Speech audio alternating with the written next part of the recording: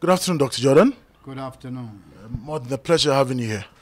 No, it's wonderful to see you in our country and on such an important day where we made such a big announcement today. That's impressive. But again, this becomes your first presser as the president of the South African Football Association. How for you was it? Was it one you really expected? Or this is just to make an announcement of Danny Jordan taking up SAFA? Well, you could clearly see that the media was happy to engage with us, and on the day that we've made the announcement that on the 17th of November, Spain will be arriving in the country. On the 19th, Bafana will be playing Spain back at the FNB Stadium. As you know, FNB Stadium was the venue of the final of the World Cup. And so it was a great occasion for us today. It's the announcement of our first big project for the new executive. So tell us, how does this project look like? What's the timeline you've given yourself with regard to this project? You did it so well with World Cup 2010, so many will definitely have much more high expectation. What's the project from now as you are the president of SAFA, and how do you hope to execute it? Well, as we said, we are busy with the reconstruction and development of South African football. Not only did Bafana fail to qualify for Brazil 2014, but our under-23 team didn't qualify for London Olympics. Under-20 and under-17 teams failed. So we have to look at the base. We've already launched under-13 teams all over the country. We've invested 45 million into that project. We are going to train more coaches and more better qualified coaches. Over the next 10 years, we want 100,000 coaches, but also the quality of the coaches. We need at least 5,000 coaches with an A license. At the moment, we only have 300. So there are a lot of structural issues that we have to address. But while we are correcting these things in the long term, in the short term, we want to fast track the players that we have, and we want to then get some of the biggest teams in the world. Spain is one, and after the Spain game, we're going to make a second announcement of one of the biggest teams in the world to come to South Africa and continue along that path to give our team to play against the best in the world. Then also we want to focus on building our under-23 team on the road to Rio and focus on qualification for 2015. If we can get all those things in place, we know we'll have a competitive team for the road to 2018 Russia. That's brilliant. Looks good. But again, was the structure that bad, a SAFA you inherited, that you were seeking to re-engineer and re-correct? Well, I think it's neglect over many years that we now have to correct. There was no investment at grassroots level. So we focused on there. Over the next 2 years, we're going to invest almost 100 million rand in development, in youth football, because that is where our focus. But at the same time, we will make sure that Bafana continues to play against and compete against the best in the world as an interim measure while we build a sustainable development throughout our structures leading up to Bafana. That sounds interesting. That's good. But again, it's worrying for the generality of Africa to come think, okay, with this very solid infrastructure in place here, stadiums, pitches all over, from basic education level to club level, academies and all that, you have all these, but still seem to struggle in getting results. What have you guys identified as the cause for all this? Well, it's human resources. You see, you can have the best schools if you don't have quality teachers. And if you have teachers who are unqualified, they're not going to produce the results. And one of the biggest challenges for South African football is at the level of human resources. We need more coaches and better qualified coaches. As I've indicated, 80% of the coaches in this country have only the entry qualification. That's the introductory course to coaching. That's not good enough. We need coaches with a B license and A license.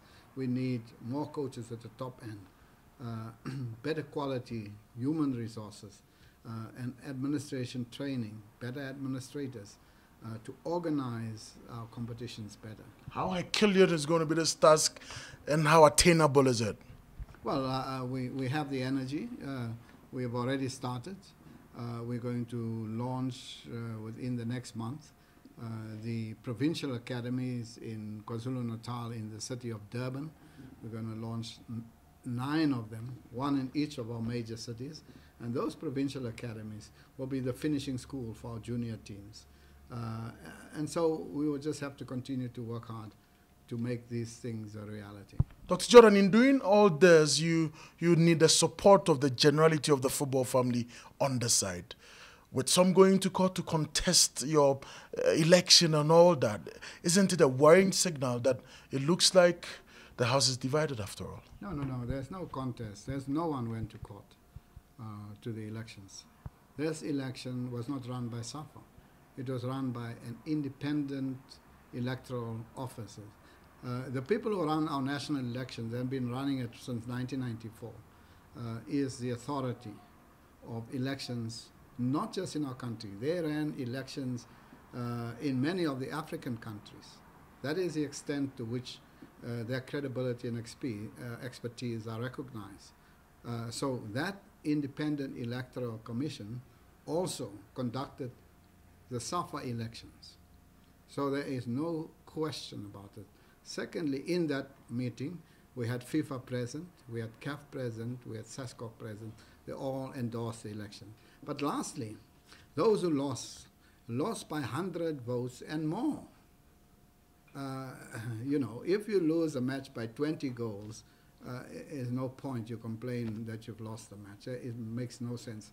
No, but it's just a nonsense that has been thrown out there. It makes no sense. And in any case, SAFA has nothing to do with that. SAFA cannot express a view because SAFA did not run the elections. It is an institution recognized by the United Nations and all the countries on the African continent as a credible institution. The Independent Electoral Commission ran the elections. Dr. Jordan. In any case, the outcome was so wide and so decisive, it makes no sense to talk about. Dr. Jordan, in your pursuit to make it happen, the whole of Africa believe you can do it. You've got the love of the world in doing this particular job. Will you try win these guys over? Will you try talk these guys to possibly forget their nonsense? Well, I think we've engaged them, we talked to them, they are all on our committees. On all the SAFA committees, we have included all of them. There's no one excluded. We have created better relationship between South African football and our professional wing. We've really worked hard and taken an inclusive approach. So I think that maybe for the media, or some of them, they create this impression, but in the reality, you said in the press conference, there's total unity. There's harmony in South African football, and there's progress in South African football. Dr. Jordan, again, I want to find out from you. You made a very profound statement not so long ago that corruption in the game of Africa is major, and we will have to fight it from our individual levels. You've commenced that particular move. How has it been like? And tell us about this particular bit about corruption that runs all throughout the game on the continent. Not just on the continent. Look, FIFA had match fixing and corruption workshops in Kuala Lumpur for Asia, in Helsinki, Finland for Europe, in the Netherlands for Europe, in the United States in New York, in Guatemala for South America, and in Johannesburg for Africa. So it indicates to you that this problem is not an African or South African problem, it's a worldwide problem. In fact, there are more than 70 countries involved. Match fixing and match manipulation is a $1 trillion business. It's a big business. And if you ask, how much money is football making from football? 200 million? But these criminals are making $1 trillion. Now, I said, it is just strange that you are in the industry, but people outside the industry makes more money than people inside the industry. So we must realize this is a challenge that we have to address, not as individual countries, but as a collective on the African continent. And I was happy that Interpol FIFA has conducted this workshop, and that we had representatives from WAFU, from SACAFA, from COSAFA, engaging in this matter. And I hope that the energy will be behind it, so that we see an end to the scourge of You'll be credited for seeing this through if it minimizes drastically. So how are you attacking it at your end from here, Safa? Well, you know, Jerome Valk is coming on the 11th and 12th, he'll be here. It's a matter that I'm discussing with him. And I would suggest to him that FIFA must just include South Africa in the match-fixing investigation, that in any case has gone through 69 countries. South Africa will be the 70th country.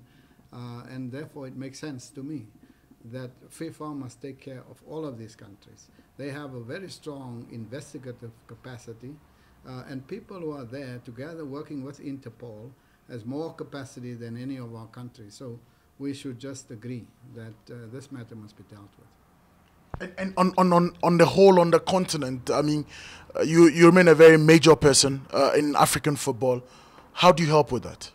Well, as you know, I served as an advisor to the president of CAF, President Issa Hayatou, and I would have the opportunity to engage with him on the matter. I know that he wants to leave African football in great shape. It's about his legacy, and therefore he's in a mind space that will give us the opportunity and the time and to put in the energy and really make a difference on the continent.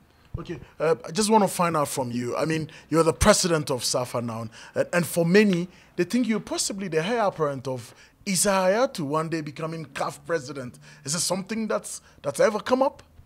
No, I think obviously I've not discussed that with President Hayatou. Is this something you would want to take? Because the generality of Africa see you as the hope for Africa. No, you see, positions are not taken. Positions are given. And therefore, it is for the people on the continent and the federations of this continent to decide who the next leader should be. That is entirely the decision of the African continent.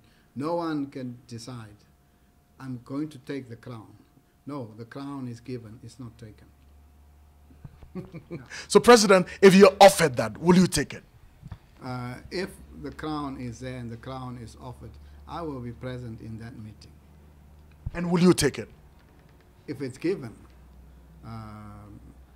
then I will take it. President, finally, before I get to leave you, it looks like your second home, Ghana, is very close in making another World Cup. How does it make you feel? And again, what word have you got to give them as they go clear their last hurdle? Well, I must tell you, the result, the first match against Egypt surprised me. I must tell you, that outcome is not, I thought it was going to be close, maybe 2-1, maybe 1-0, and so on. So when the result, it's quite an emphatic first round victory. And that has the impact of demoralizing the team. And now it's Ghana with one foot in Brazil. They must take the other foot in. But more than that, you know, I've spoken on the question of the number of African teams in the World Cup. And it leaves me to ask you, President Hayatou says we need a lot more numbers. Michel Platini, UEFA boss, says we need a lot more as well, like 10 slot. President Olusegun Obasanjo, on my show with an interview with me, said, yes, we need 10 countries representing Africa.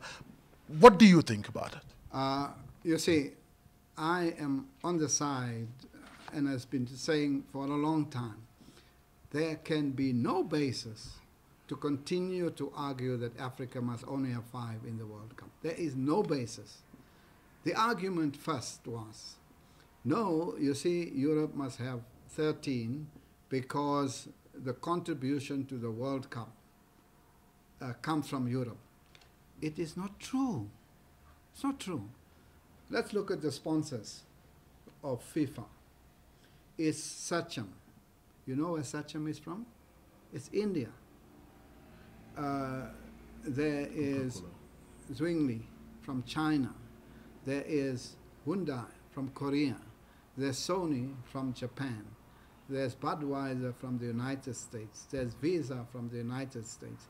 There's only one from Europe, and that is Adidas, the kit sponsor. But in real monetary terms, it's no longer from Europe. But the second thing is, in the global economy, of the 50 fastest growing economies in the world, 20 are African countries. Who has serious economic problems? Spain, Portugal, Iceland, Ireland, Greece, and you can go on and on and on. Go to Luanda, Angola, and see where the Portuguese are going to now. Go to Mozambique. You'll find the Portuguese there. They are leaving Portugal because of the economic situation in Portugal and looking for a better life in Mozambique and Angola, because there is a better life in Mozambique and Angola. So that argument on the economic front cannot be made, and that I said so in FIFA. The second argument is, no, the quality of the football. Okay? Let's look at the last World Cup, 2010, South Africa. Europe has 13, okay? Africa had 6 because we qualified as South Africa automatically. And of the 6, 5 dropped out. But of the 13 in Europe, 7 dropped out. So it means that if Europe had 8, they would only have 1 team. If we had 13, if we drop out 5, we'd still have 8 teams in. And therefore, the probability of one of the 8 going through to the finals are greater. And so, look who dropped out. Greece. Can Egypt beat Greece? Can Cote d'Ivoire beat Greece? Can Ghana beat Greece? Slovenia, Slovakia, all of these countries. But they will tell you that, listen, in the times Africa has made it to the World Cup, the only time we made an impact and the farthest we've gone is the quarterfinal. And that seems like some salient point you're making. Let us look at where we have equal participation, the Olympics. It's the only World Cup or competition where Africa has equal numbers to Europe. We've won it twice. Forget about going to the quarterfinal. We actually won it. In 1996, Nigeria and Atlanta. 2000 in Sydney in Australia. Give us the numbers. You see, if you have a class, and I am the only African in the class, and all of the other people in the class are from Europe, the probability of the one coming first in the class would be of the greater numbers. That is it. Now, the only question then is there a justifiable reason why Europe must continue to have 13? Beyond 8 teams, you go downhill. Look at who's going to qualify now in the second round. Look at the European teams. All the so-called big teams in Europe are in the first round of qualification. Germany is in, Netherlands, Italy, Spain, all of them, they are in. Now, it is in that second bite that they get. We don't get a second bite. We don't get a second bite at Africa. Now, if you want to be fair, you say, okay, let all of those teams qualify. All right? Europe, you have 8. The other 5 positions, you let them play off. And that 5, you put in a pool against African countries. And out of that, let's see who goes to the Europe. So for you, you think we deserve 10? You know, I don't want just to, like President Olusegun Obasanjo thing. I don't want to talk that we must justify ourselves. No, you must justify yourself, you deserve it. It's a historical injustice that it is not equal. It's a historical injustice because there is another question, and that is the number of members on the FIFA executive. They have 8, we have 4. And why is it so? It is because when Britain spoke, Her Majesty, that's why Ghana, you fought in the Second World War. What did Hitler do to you? You went to fight because Her Majesty declared war, and so you are in. Whether you know what's happening in Europe, you are in. And that's why you find in the FIFA executive, you had a guaranteed vice president position for the United Kingdom. We said that Commonwealth of Nations is no longer the British Commonwealth of Nations. It is just the Commonwealth of Nations. We are independent, sovereign countries, and our independence must be respected. Why must we then justify that we are equal to Greece, that Ghana is equal to Greece, you are equal to Slovenia? For you, every forum in the UN, Slovenia is equal to Ghana, Ghana is equal to Nigeria. In football, you must justify. That's what I'm saying. You also then ask me the question, no, you justify why you are equal. It's not the correct question. And we as Africans must stop thinking if we must be given something, we must justify it. To whom did Slovenia justify to be in the World Cup? Because you must remember, there was Czechoslovakia. And then Czechoslovakia broke up in small states. And each of those states automatically had the right to qualify for the World Cup. We are independent. We don't have. You must go from 54 to only 5 countries into the World Cup. The World Cup generates in excess of $5 million for Africa. And it depends on, you can get up to $25 million when you go to the final. Now, think, what will Ghana football do if they win the World Cup and win $25 to $30 million? And your sponsorship revenue, I can guarantee you, will go up by 1,000%. So all of a sudden, Ghana will go maybe from a $10 million institution to a $300 million institution. And that will transform South African, Ghana football or African football. So we have equal right to get access to the best resources in world football. We are an equal member, and we don't have to justify. How hard have you been pushing it because you're a member of FIFA?